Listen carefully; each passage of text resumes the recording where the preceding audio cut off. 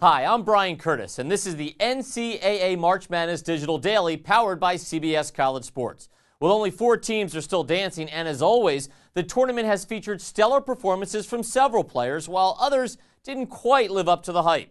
Let's take a look back at the past couple weeks. The headliner of the tournament was obviously Davidson guard Stephen Curry. Now, Curry averaged over 30 points per game in the tournament with 4 steals per game, helping Davidson knock out power programs like Gonzaga and Georgetown and Wisconsin, and almost knocked off 1-seed Kansas.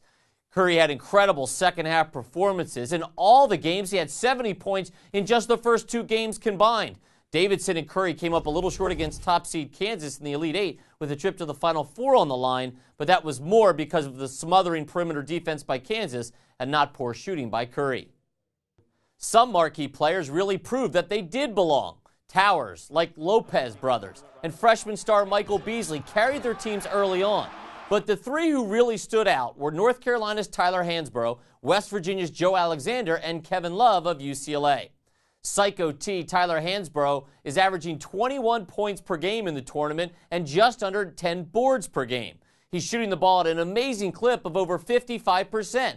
Now, that includes not just inside layups and dunks, but some incredible outside shots like he showed especially in the second half against Louisville in their Elite Eight matchup. Well, West Virginia is one of the surprise teams in the tournament, and they were led by Joe Alexander. Averaged 18 points per game and just under 10 boards per game. More importantly, he had almost 2 blocks per game. Shot 83% from the free throw line, which kept West Virginia a lot of games.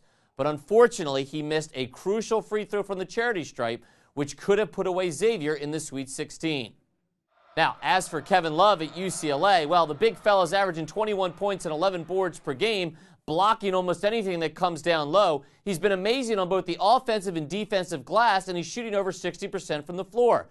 Between him and Darren Collison, there's a connection there that could carry UCLA to the national title. So those are just some of the stars who have shined in the NCAA tournament, but then there were those who got cold feet at the dance. How about Roy Hibbert, the big man for Georgetown who had such a sensational season last year, averaged just under 10 points per game with 4 rebounds per game and 1 block shot, which is a big reason why Georgetown bowed out. How about superstar O.J. Mayo, who looks like he's one and done at USC?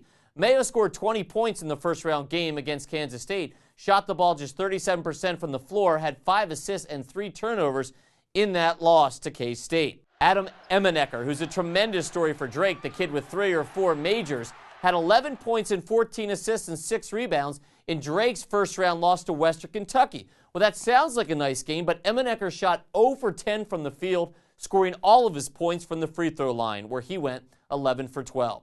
Well, that wraps up today's edition of CBS College Sports NCAA March Madness Digital Daily. To learn more about CBS College Sports Network, log on to cbssports.com/getcollegesports.